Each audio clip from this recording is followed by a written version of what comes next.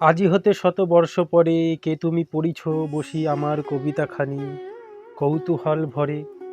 আজি হতে শতবর্ষ পরে, আজি নববসন্তের প্রভাতের আনন্দের লেশমাত্র ভাগ।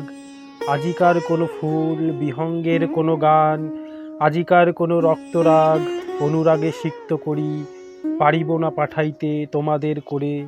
আজি হতে শতবর্ষ পরে, তবু তুমি একবার খুলিয়া দক্ষিণদ্বার বসি বাতায়নে, সুদূর দিগন্তে চাহি কল্পনায় অবগাহী।